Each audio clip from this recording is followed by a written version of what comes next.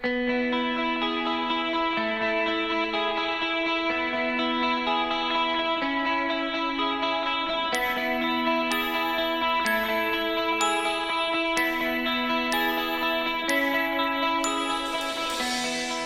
everyone, my name is Biplab. I'm from the Department of Electrical and Computer Engineering at the National University of Singapore. And today I'm going to talk to you about security and privacy for the Internet of Things. But before I get started, I would like to thank the organizers for giving me the opportunity and inviting me for this talk. Okay, so the idea about this talk is I'll talk about security and privacy issues in IoT at a high level, try to give you an idea about what are the various issues which are out there. And then I'll also talk about some of the solutions that we have. And in particular, I will focus on one specific security challenge, which is security against physical attacks. Okay, so to give you an idea about, just to get started, so the internet, which is so prevalent and common today, started about 55-ish years ago. And back in 1969, when it started, there were only 4 computers on the internet, and they were all primarily in the west coast of US. And the gentleman that you see in the picture here, his name is Leonard Kleinrock, and is considered one of the fathers of the internet. And this large refrigerator-like thing that you see here, that is actually a router, this one. This is the first router that was ever on the internet. And from there, we have come a long, long way, right? And this view graph just shows you how the number of nodes or how the number of computers on the internet evolved over time. And starting from humble 4 computers, now we have come to billions and billions of computers on the internet. And back in the day, maybe 40, 50 years ago, most of the users of the internet were, people working in research in the universities, or maybe people working for military or some organizations like IBM and DEC and so on, right? Not really for regular people. And some of the common applications back then might be email, file transfer, and of course, we use things like WhatsApp and WeChat and so on these days. The precursor for this, the network voice protocol, existed back in 1977, but it's just that the data rates available on the network wasn't very high back in the day, so it wasn't very popular. The whole face of internet changed maybe in the early 90s. Or late 80s, when Tim Berners-Lee invented HTTP and the protocol HTTP. And HTTP made it very, very easy for people to find information on remote computers and to visualize that information and to consume that information. And this resulted in, new applications such as internet commerce, the boom of social media, and more recently, the starting of the shared economy, which, platforms that allow us to buy and sell things or look for services, delivery of goods and online purchases and so on. And, one way of thinking about the evolution of the internet is that, in the pre-internet era, we had the telephone, and the telephone was primarily for human-to-human conversation. And then the first 10 years of the internet in the early 90s was what we call the internet of content. And in this case, people figured out that, we can use the internet for getting information, right? Reading the news, reading email, maybe some entertainment. And towards the late 90s, people figured out, we can actually make money out of the internet. So we have e-commerce companies like eBay, Amazon, they all came up in the late 90s. And also governments started realizing that, we can provide services over the internet. Early 2000s was the internet of people, and this is where social media came into the scene. And services such as Facebook, YouTube, they started becoming popular. And over the last 10 years or so, it has been the Internet of Things. Okay? So the main difference in the Internet of Things is that if you look at the earlier generations of the Internet here, So what the internet or a network does is basically you have two parties communicating with each other over the network, right? And in all of these internet of content, internet of services, internet of people, at least one end of that communication is a human, right? So the human initiates, sends or receives an email, right? A human uploads a picture on Facebook. But now we have our devices have evolved so much that we don't really need a human in the loop anymore. So our machines are now smart enough to figure out when they need to generate data, when they need to transfer the data, how to process the data, and how to act on that data. So it's basically machine to machine, and machines themselves are smart enough to figure out when to transfer data and process data and consume that data. And this has enabled this machine-to-machine communication, and the automation that it provides has enabled a lot of different applications, and IoT is being adopted by different industries across the whole spectrum. Common examples would be, smart city applications, smart industry, smart energy, and so on. And it is expected that IoT will have a large contribution to the economy. Now, while there are all these positive things that IoT can bring in, it's not without its own challenges. And one of the biggest concerns with IoT is in the form of security. And over the last 10, 15 years, there have been multiple instances where IoT-based solutions have been compromised by cyber attackers. And that has also led to negative concerns about IoT and its applications and its adoption. So the most common example would be, the nuclear power reactors in Iran, which got hit by the Stuxnet worm. And that damaged a lot of the centrifuges that were used in that nuclear reactor.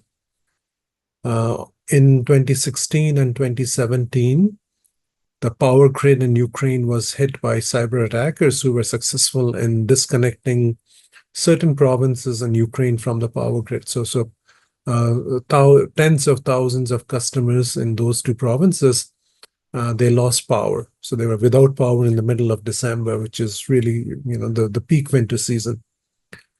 Other examples are about ransomware.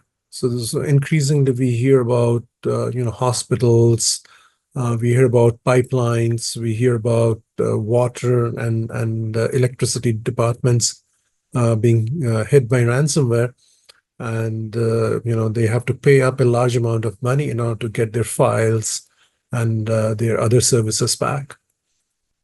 And another example is Saudi Aramco, which happens to be the largest oil producer in the world. And about 10 years ago, they got hit by a cyber attack, which essentially wiped out all the data from the hard disks and then caused physical damage to the hard disk. And another more recent attack, so these are all examples of industrial systems using IoT that were hacked by attackers and then got compromised. And this is another example where household IoT devices got hacked, and then they were used to launch a cyber attack. And this is the Mirai botnet attack.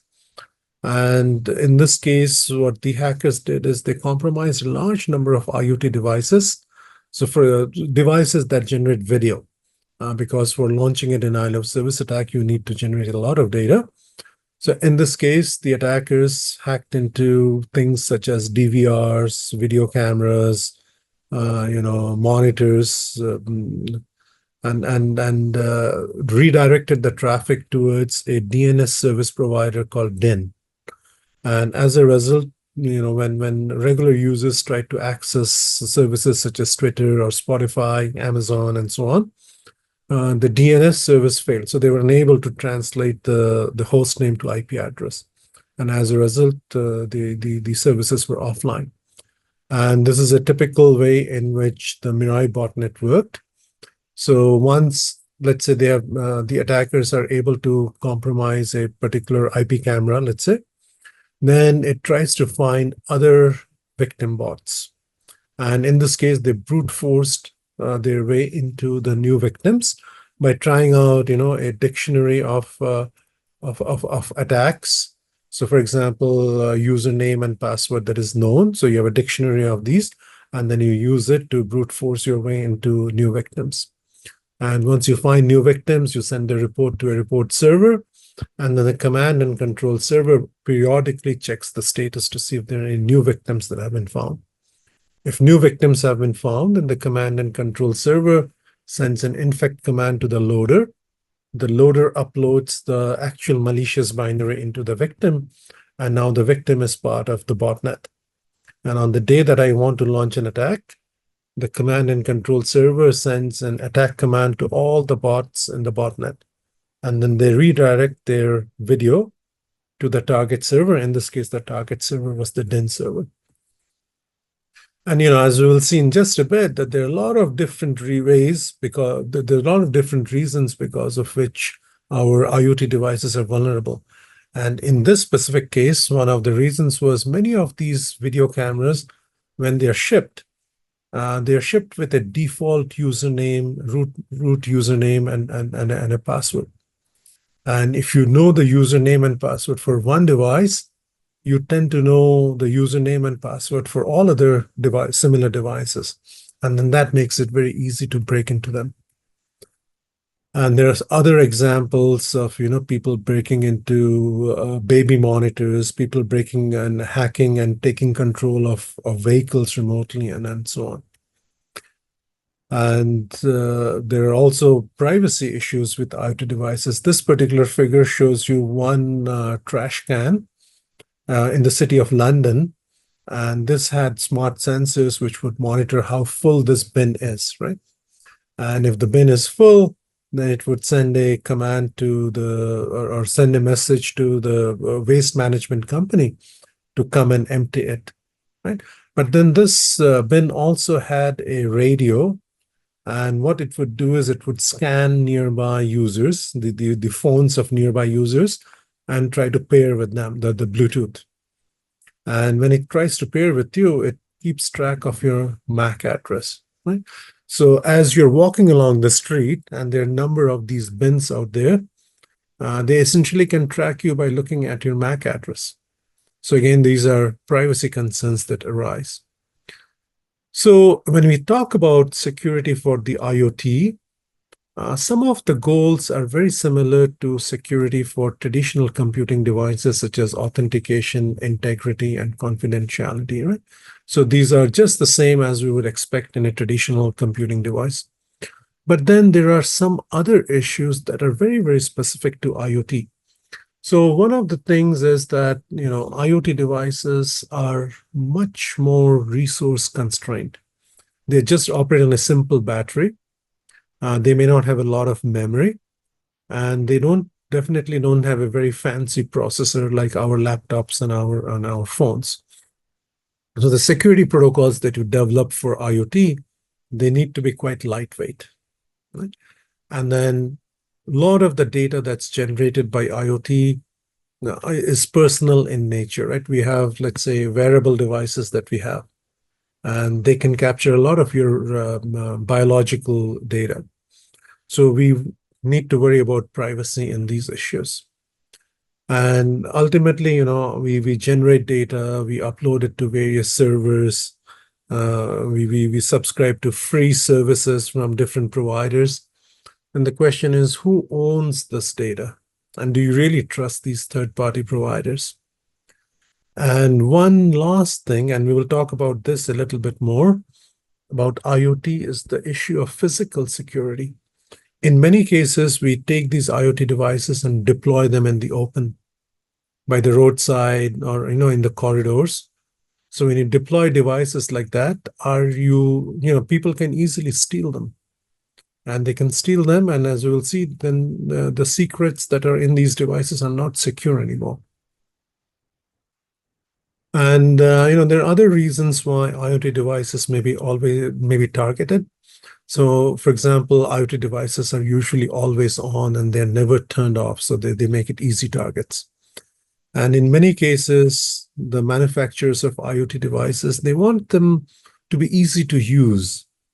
And if I want my devices to be easy to use, I usually skip many of the security solutions. I don't implement them just to make it easy. And a lot of the data that's generated by IoT devices, they have monetary value, so hackers want to get into them. And in many cases, IoT devices are like set up and forget. So we don't interact with them on a daily basis. So even if they're hacked into, we may not know that for a long, long time. And many IoT devices have a large number of vulnerabilities. So some examples maybe, if you open up an IoT device, you would often see that they have ports like this which are left open.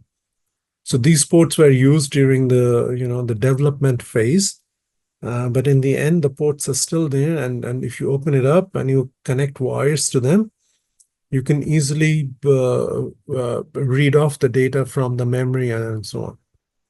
And then there's a whole list of other vulnerabilities such as hard-coded credentials, insecure applications, the absence of encryption and cryptographic solutions for IoT communications. While we update the operating system on our phones and our laptops and desktops quite often, they're much rarer for IoT devices. And there are a large number of security challenges that need to be addressed for IoT. And some common examples maybe that make life more difficult is, for your phone and for your laptop, desktop, you have a user interface, you have a monitor through which you can interact with the device.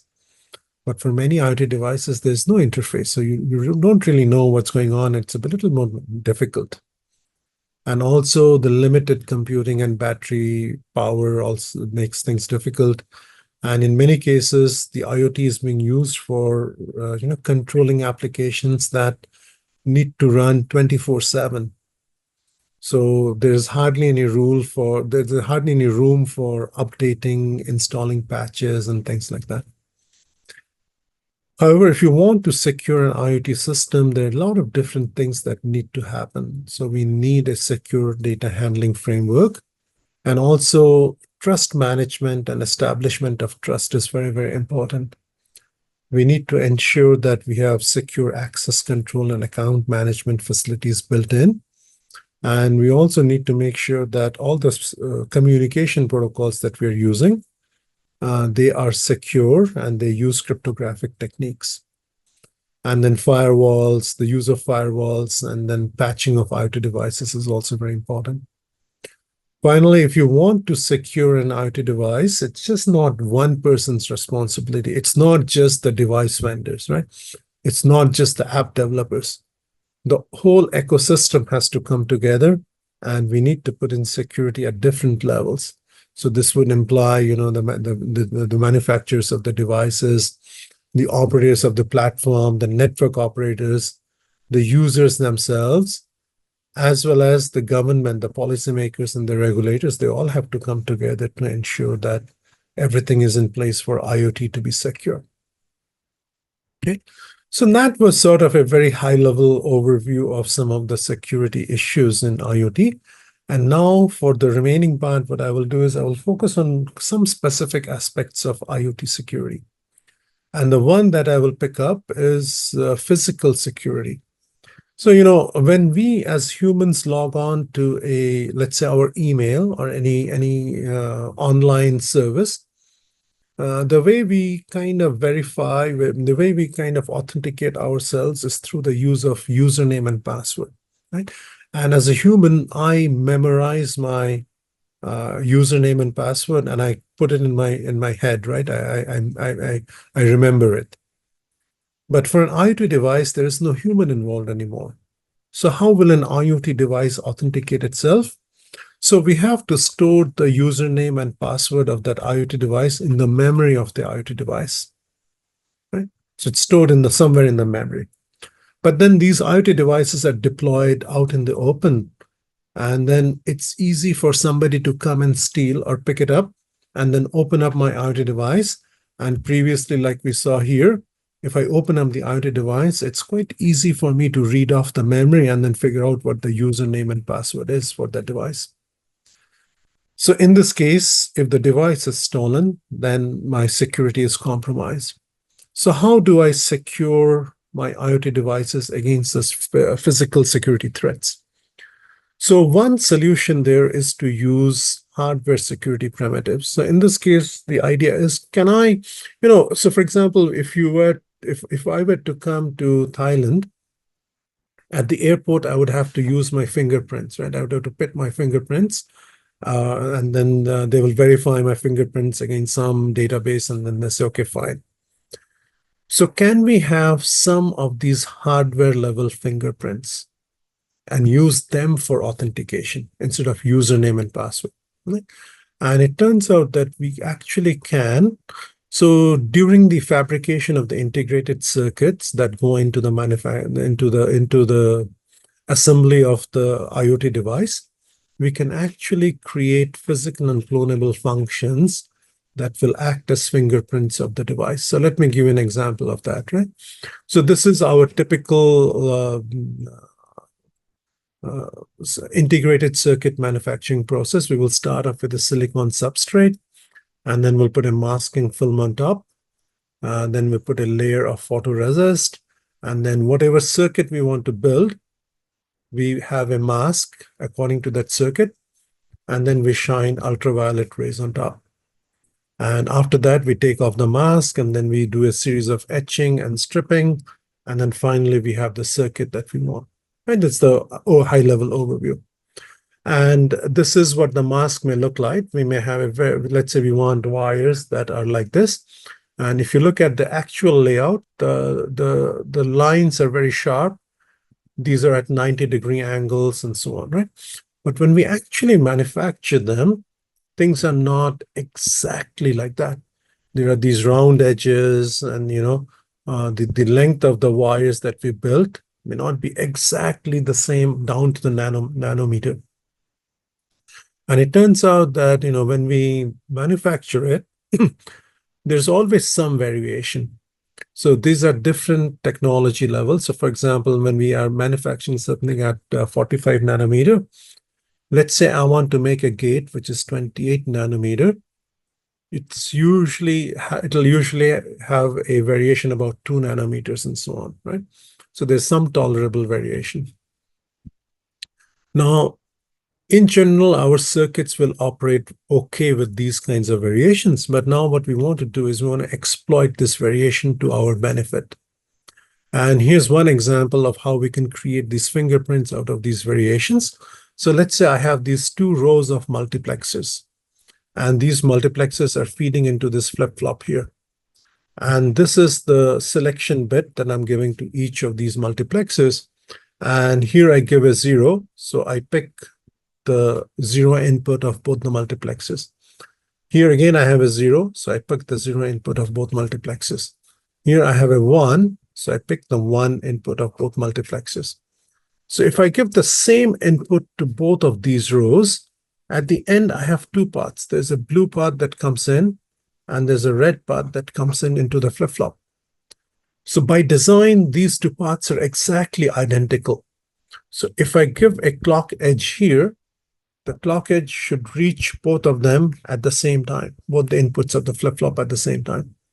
But as we just saw, there are variations in the lengths of the wires, right? So when we manufacture this, there will still be variations in the length of the wires that are here. And either the blue wire or the red wire will be shorter. Which one will be shorter? We don't know, right? That's going to be completely random. So if I manufacture the same device again tomorrow, maybe the red line is shorter. If I manufacture it again the day after, maybe the blue line is shorter. So we really cannot control, right? So the output of this is completely a function of the hardware that I manufactured that day. And because of variations that occur randomly, we cannot fully control this. So if I have a large number of these things in parallel, so instead of having one random bit at the output, I can have a large number of random bits at the output. And this